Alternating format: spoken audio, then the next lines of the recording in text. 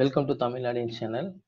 இந்த வீடியோவில் Amazon web சர்வீஸில் இருக்க S3 அப்படின்ற ஸ்டோரேஜ் டைப்பை பற்றி பார்க்கலாம். S3 அப்படின்னா சிம்பிள் ஸ்டோரேஜ் சர்வீஸ்ங்க. அதை தான் அவன் வந்து S3 அப்படின்னு மென்ஷன் பண்ணுறான். ஸோ ஓகே, இந்த S3 எந்த மாதிரி ஸ்டோரேஜ் டைப்புன்னு பார்த்தீங்கன்னா, இது வந்து ஆப்ஜெக்ட் பேஸ்டு ஸ்டோரேஜ். இதில் ஃப்ளாட் ஃபைல்ஸில் நம்ம வந்து ஸ்டோர் பண்ணி வச்சுக்கலாம். ஃபார் எக்ஸாம்பிள் பார்த்தீங்கன்னா, pictures JPEG, MPEG, then audio files MP3, MP4 format, video files, then documents, PDF இந்த மாதிரி ஃபைல்ஸ்லாம் நம்ம வந்து இதில் ஸ்டோர் பண்ணி வச்சுக்கலாம். இந்த ஸ்டோர் பண்ணுற ஃபைல்ஸ் எல்லாமே ஆப்ஜெக்ட் அப்படின்னு சொல்லுவாங்க. ஒரு ஃபைலும் ஒரு ஆப்ஜெக்ட்.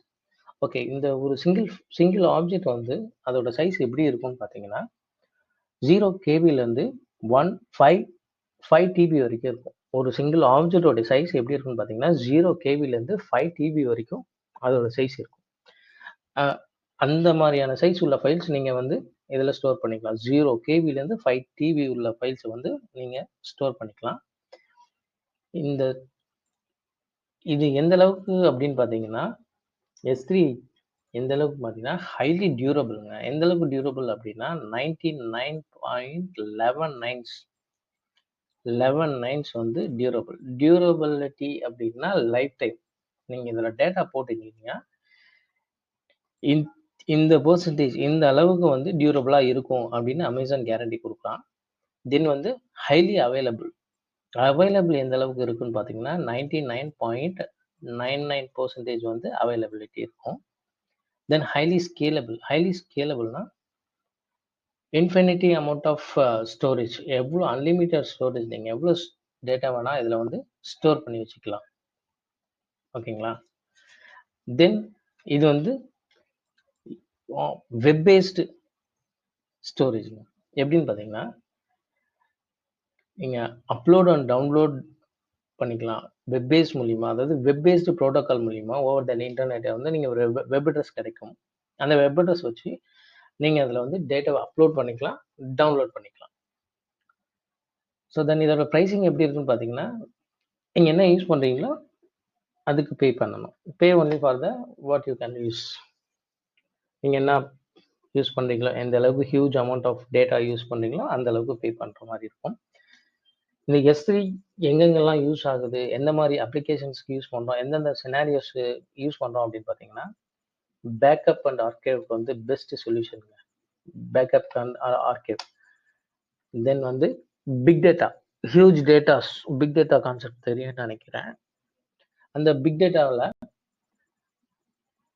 ஹியூஜ் டேட்டாஸ் இருக்கும். அந்த ஹியூஜ் டேட்டாஸ் யூஸ் பண்ணுறதுக்கு நீங்கள் S3 யூஸ் பண்ணுவாங்க. தென் அனாலிட்டிக்ஸ்க்கு, தென் IoT டிவைசஸ் அந்த மாதிரியான ப்ராஜெக்ட்ஸ்க்கு. தென் வந்து இதில் ஒரு ஸ்டாட்டிக் வெப்சைட்டை வந்து நம்ம ஈஸியாக ஹோஸ்ட் பண்ணிடலாம். தென் வந்து டிசாஸ்டர் ரெக்கவரி பெஸ்ட் ஆப்ஷனுங்க. டிசாஸ்டர் ரெக்கவரிக்கு S3 யூஸ் பண்ணலாம். Then mobile அப்ளிகேஷன்ஸ்க்கு. ஓகே, இந்த S3 எப்படி இங்கே அமேசான்குள்ளே S3 எப்படி இருக்குன்னு பார்த்தீங்கன்னா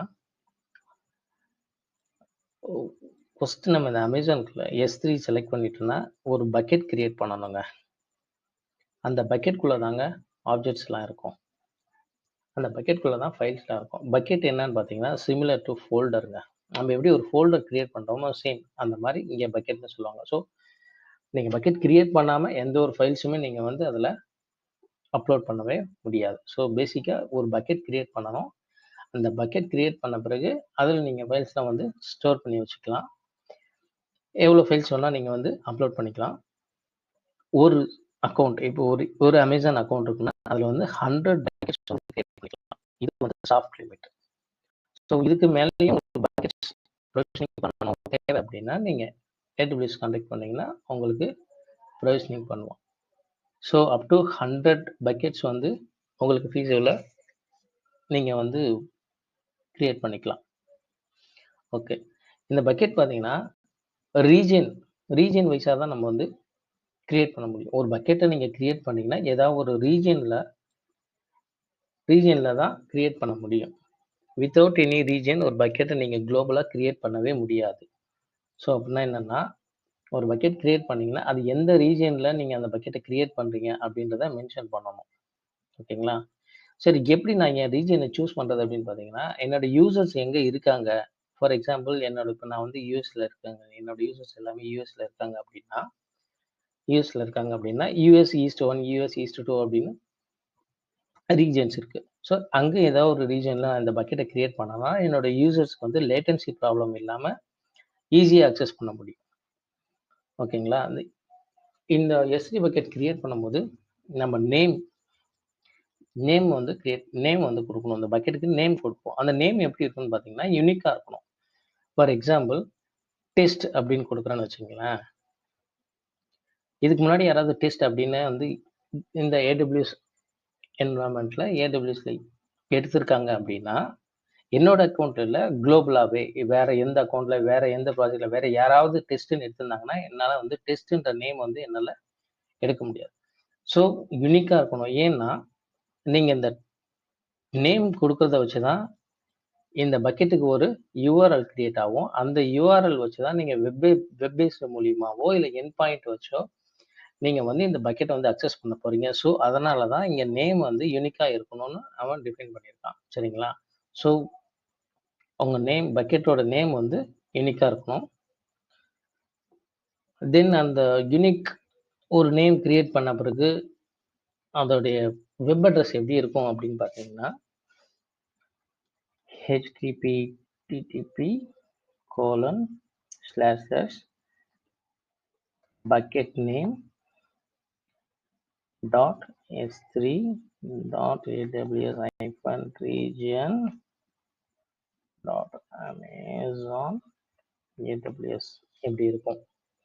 இந்த மாதிரி உங்களுக்கு ஒரு லிங்க் கிடைக்கும். ஒரு பக்கெட்டை நீங்கள் ப்ரொவிஷனிங் பண்ண உடனே அந்த பக்கெட்டுக்கு நேம் கொடுத்துட்டீங்கன்னா அந்த பக்கெட் சக்ஸஸ்ஃபுல்லாக கிரியேட் ஆயிடுச்சுன்னா உங்களுக்கு இந்த மாதிரி ஒரு லிங்க் வந்து கிடைச்சிருங்க.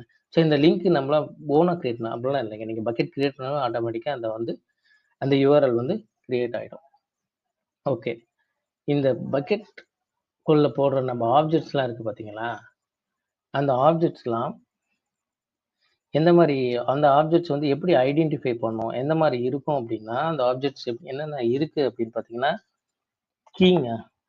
கீன்றது பார்த்தீங்கன்னா அந்த பக்கெட்டோட நேம், அதுதான் கீன்னு சொல்கிறாங்க. பக்கெட்டோட நேம் அதை தான் வந்து பக்கெட் நேம் தான் அவங்க வந்து கீன்னு சொல்கிறாங்க. தென் வேல்யூ, நீங்கள் ஒன்ஸ் பக்கெட் கிரியேட் பண்ண பிறகு அதில் ஒரு ஃபைல் நீங்கள் வந்து பிளேஸ் பண்ணீங்கன்னா அது இதெல்லாமே இருக்கும். இந்த ஆட்ரிபியூட்ஸ் எல்லாமே அதில் இருக்கும். வேல்யூனா அந்த ஆப்ஜெக்டோடைய சைஸ். தென் ஐடி வெர்ஷனிங் எனேபிள் பண்ணியிருந்தீங்க அப்படின்னா ஒரு வெர்ஷன் ஒரு அப்டேட் இருக்கும். அந்த ஃபைல் வந்து எந்த அளவுக்கு ஒரு டைம் நம்ம அப்டேட் பண்ணி அப்லோட் பண்ணும் போதும் அது ஒரு காப்பி எடுத்து வச்சுக்கும். ஸோ அது ஒரு காப்பி எடுக்கும் போதும் ஒரு வெர்ஷன் ஐடி வரும். ஸோ அந்த வெர்ஷன் ஐடியை மென்ஷன் பண்ணி நம்ம வந்து அந்த ஃபைலை ஈஸியாக ஐடென்டிஃபை பண்ணலாம். தென் மெட்டடேட்டா அப்படின்னு பார்த்தீங்கன்னா சப்போஸ் இப்போ நான் ஏதாவது ஒரு ப்ராஜெக்ட் ப்ரொடக்ஷனுக்கு யூஸ் பண்ணுறேன்னா ப்ரொடக்ஷன் என்னோட ஐடென்டிஃபிகேஷனாக அதுக்காக. ஸோ இந்த கீ ஃபேக்டர்ஸ்லாம் வந்து ஒரு ஆப்ஜெக்டில் இருக்கும். ஸோ இதுதான் அந்த ஆப்ஜெக்ட்ஸ் ஒரு ஆப்ஜெக்டில் இருக்க அந்த கீ ஃபைல்ஸில் இருக்கிற இது எல்லாமே இருக்குங்க.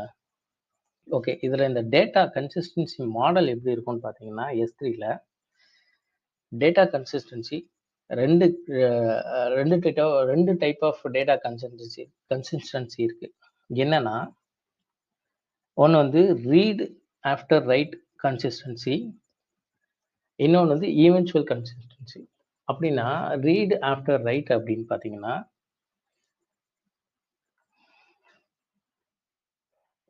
ரீட் ஆஃப்டர்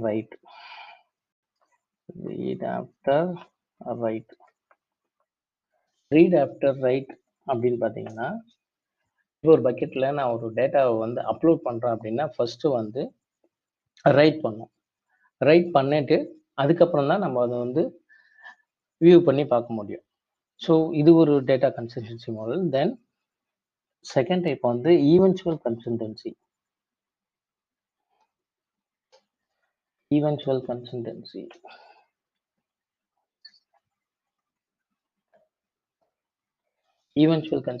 அப்படின்னு பார்த்தீங்கன்னா இப்போ ஒரு ஃபைல் ஏற்கனவே இருக்கிற ஃபைலை டெலீட் பண்ணுறேன் அப்படி இல்லைன்னா அந்த ஃபைலில் நான் ஏதாவது அப்டேட் பண்ணுறேன் அப்படின்னா it will take time to propagate. அப்படின்னா கொஞ்சம் ஒரு மில்லி செகண்டுக்கு டைம் எடுத்துக்கும்.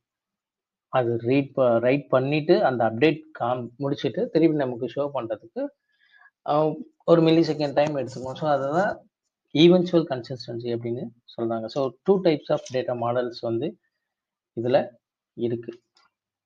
சரிங்களா? ஓகே. இதில் ஸ்டோரேஜ் கிளாஸஸ் இருக்குங்க. என்னென்ன ஸ்டோரேஜ் கிளாஸஸ் இருக்கு அப்படின்னு பார்த்தீங்கன்னா ஒரு 5 டைப் ஆஃப் ஸ்டோரேஜ் கிளாஸஸ் இருக்கு. S3 standard, then S3 infrequent access, then S3 infrequent access one zone, then S3 intelligent tiering.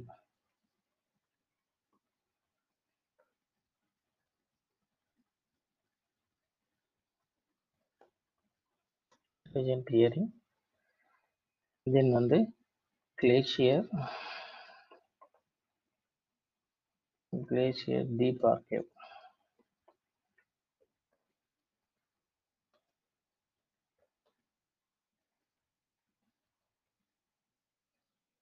இந்த மாதிரி மெயின் கேசஸ் பார்த்தீங்கன்னா இந்த 4 டைப் ஆஃப் ஸ்டோரேஜஸ் வந்து இதில் இருக்கு. ஓகே. ஸ்டாண்டர்ட் அப்படின்னு பார்த்தீங்கன்னா இதோட அவைலபிலிட்டி எப்படி இருக்குன்னு பார்த்தீங்கன்னா 99.99% அவைலபிலிட்டி இருக்கும். சேம் டியூரபிலிட்டி 11 நைன்ஸ் இருக்கும். சேம் இதில் வந்து ரெண்டு அவைலபிலிட்டி ஜோனில் வந்து சேவ் ஆகுங்க. டேட்டா வந்து டியூரபிலிட்டிக்கும் 2 ஏஜியில் வந்து ஸ்டோர் ஆகும். ஸோ இது எப்படி சொல்கிறது அப்படின்னு பார்த்தீங்கன்னா இந்த டியூரபிலிட்டி 11 நைன்ஸ் அப்படின்னு சொல்கிறோம் பார்த்தீங்களா? ஒரு பக்கெட் இருக்குது அப்படின்னா இதில் ஒரு ஃபைலை நான் வந்து பிளேஸ் பண்ணுறேன் அப்படின்னா ஒரு ரீஜனுக்குள்ளே தான் பிளேஸ் பண்ணுவேன். ஃபார் எக்ஸாம்பிள் யூஎஸ் ஈஸ்ட் அப்படின்னு வச்சுங்க. யூஎஸ் ஈஸ்ட்டில் பண்ணுறேன்னா அதில் அவைலபிலிட்டி AZ1 AZ2 அந்த மாதிரி 4-5 அவைலபிலிட்டி ஜோன் இருக்குன்னு வச்சுங்களேன். இப்போ இங்கே வந்து டெக்ஸ்ட் அப்படின்ற ஃபைலை வந்து நான் இதில் ஸ்டோர் பண்ணுறேன் அப்படின்னா அந்த டெக்ஸ்ட்ன்ற ஃபைல் பார்த்தீங்கன்னா ஒரு அவைலபிலிட்டி ஜோனில் ப்ரைமரியாக வந்து சேவ் ஆகும். அட் த சேம் டைம் கன்கரண்ட்டாக இன்னொரு அவைலபிலிட்டி ஜோனில் சேவ் ஆகும். ஸோ இதை தான் வந்து அந்த டியூரபிலிட்டி 99.119 வந்து டியூரபிலிட்டி சொல்கிறதுக்கு ரீசன் இது தான். ஸோ இதெல்லாம் பேக் அண்ட் ப்ராசஸ். நமக்கு இதை வந்து நமக்கு அப்ரண்ட்டாக நம்மளால் வந்து பார்க்க முடியாது. இதெல்லாம் back and process.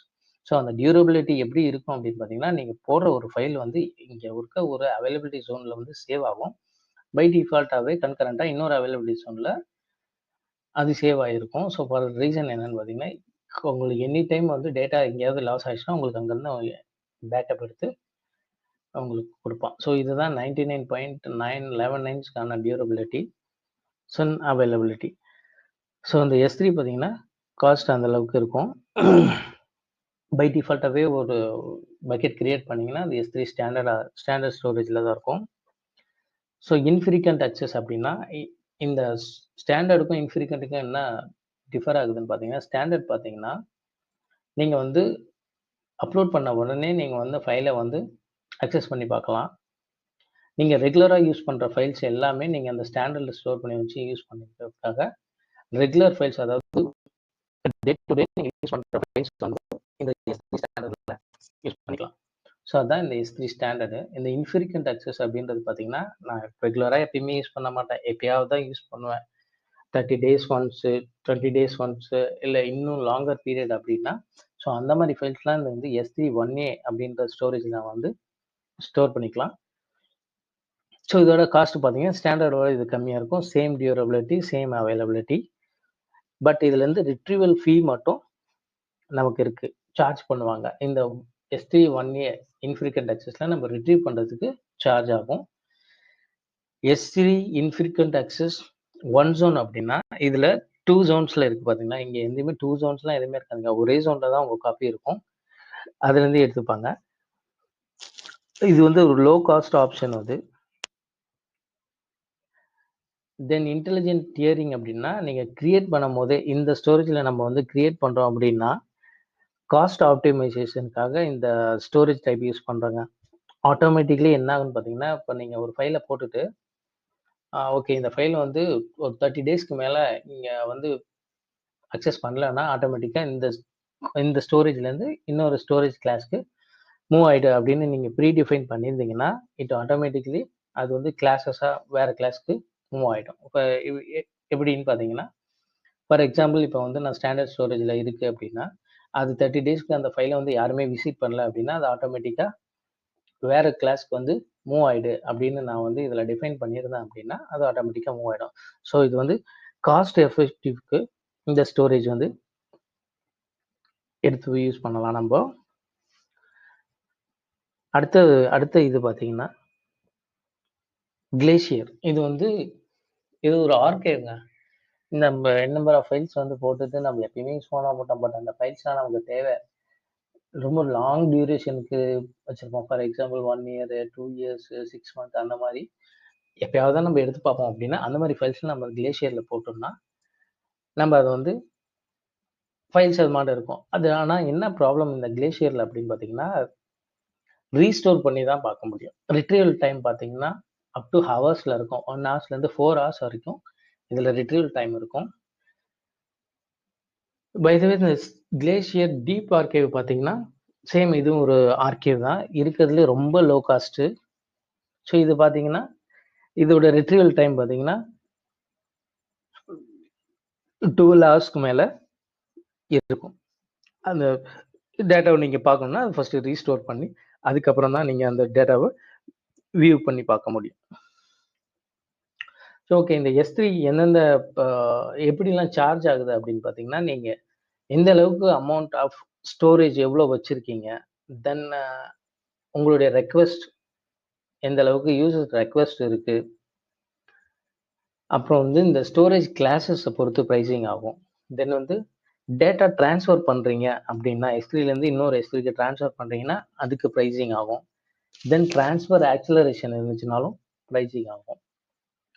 Then cross region replication அதுக்கும் பிரைசிங் ஆகும். ஸோ இந்த மாதிரி தான் இது வந்து பிரைசிங் ஆகும். ஓகே. ஸோ இந்த secure your data and using ACL and bucket policies அப்படின்னா அக்சஸ் கண்ட்ரோல் லிஸ்ட். இது என்னன்னு பார்த்தீங்கன்னா, உங்க பக்கெட் பாலிசி, உங்க பக்கெட்டை அந்த உங்களுடைய அந்த பக்கெட்ல இருக்க ஃபைல்ஸ், ஆப்ஜெக்ட்ஸ் நீங்க வந்து யார் யாருக்கெல்லாம் வந்து பெர்மிஷன்ஸ் கொடுக்குறீங்க? ரீடு, ரைட்டு, எக்ஸிக்யூட் இந்த பெர்மிஷன்ஸ்லாம் நீங்க யார் யாருக்கு வந்து கிராண்ட் பெர்மிஷன்ஸ் யார் யாருக்கெல்லாம் ப்ரொவைட் பண்றீங்க அப்படின்றத இந்த ACLல தான் நீங்க டிஃபைன் பண்றீங்க. ஸோ இந்த பக்கெட் பாலிசிஸ் பார்த்தீங்கன்னா, இது ஒரு பாலிசி கிரியேட் பண்ணலாங்க. என்ன பாலிசினா ஒரு பக்கெட்ல ஒரு ஃபைல வந்து டெலீட் பண்றது. தென் அந்த பக்கெட்ல வந்து ஆப்ஜெக்ட் புட் பண்றது எப்படி? டெலீட் பண்றது. யார் யாருக்கெல்லாம் பெர்மிஷன் குடுக்குறது? அப்படின்றது ஃபுல்லாவே இது லேப்ல நம்ம வந்து ஈஸியா பார்க்கலாம். ஜஸ்ட் நான் ஓவர்வியூ தான் இப்ப சொல்லிக்கிட்டு இருக்கேன். ஓகே. அடுத்தது வெர்ஷனிங். வெர்ஷனிங் அப்படின்னா, இது வந்து இந்த வெர்ஷனிங் வந்து பை டிஃபால்ட்டாவே எனேபிளா இருக்காது. இந்த வெர்ஷனிங் வந்து நம்ம எனேபிள் பண்ணணும். இந்த வெர்ஷனிங் என்னன்னு பார்த்தீங்கன்னா, ஒரு காப்பி, ஒரு டேட்டா, ஒரு ஃபைல் போடுறோம். ஒரு பக்கெட்ல ஒரு ஃபைல் இருக்கு அப்படின்னா, நீங்க வெர்ஷன் எனேபிள் பண்ணியிருந்தீங்க அப்படின்னா, அந்த ஃபைலுக்கு மேல இன்னொரு அப்டேட்டட் ஃபைல் போடுறீங்க அப்படின்னா, ஸோ லேட்டஸ்ட் ஃபைல் என்னன்றத உங்களுக்கு வந்து அந்த வெர்ஷனிங் ஐடியோட ஒரு ஃபைல் நீங்க வந்து சேம் ஃபைல அப்டேட் பண்ணி நீங்க வந்து அதில கீப் பண்ணிட்டே வந்தீங்கன்னா, அதுக்கு ஒரு வெர்ஷன் ஐடி வந்துகிட்டே இருக்கும். ஃபார் எக்ஸாம்பிள் நீங்க லேட்டஸ்ட் வெர்ஷன் உள்ள ஒரு ஃபைல் வந்து ஆக்சிடென்டலா டெலீட் ஆயிடுச்சு அப்படின்னா, இதுக்கு ப்ரீவியஸா இருக்க வெர்ஷன் இருக்கிற அந்த ஃபைல வந்து நீங்க வந்து ரீஸ்டோர் பண்ணிக்கலாம். ஸோ அதுதான் இங்க வந்து வெர்ஷனிங் அப்படின்னு சொல்றாங்க. சர்வர் அக்சஸ் லாகிங் அப்படின்னா, இந்த பக்கெட்ல லாக் ஃபைல்ஸ் இந்த பக்கெட் யார் யார் அக்சஸ் பண்றாங்க அப்படின்ற அந்த லாக் ஃபைல்ஸை வந்து இந்த சர்வர் அக்சஸ் லாகிங் இந்த ஃபீச்சரை நீங்கள் எனேபிள் பண்ணீங்கன்னா நீங்கள் மானிட்டரிங் பண்ணலாம். சிம்பிளாக சொல்லணும்னா இது மானிட்டரிங் தான். அந்த லாக் ஃபைல்ஸ் வந்து அந்த பக்கெட்குள்ளே இருக்கும். நீங்கள் அந்த லாக் ஃபைல்ஸை பார்த்தீங்கன்னா உங்களுக்கு தெரியும் எந்தெந்த யூசர்ஸ் வந்திருக்காங்க, இது எந்த டைமில் வந்து இதை மாடிஃபை பண்ணியிருக்காங்க, எந்த இடத்துல இதை டெலீட் பண்ணியிருக்காங்க அப்படின்னு அந்த லாக் ஃபைல்ஸை வச்சு நீங்கள் ஈஸியாக வந்து ஐடென்டிஃபை பண்ணிக்கலாம். தென் லைஃப் சைக்கிள் மேனேஜ்மெண்ட் அப்படின்னு பார்த்தீங்கன்னா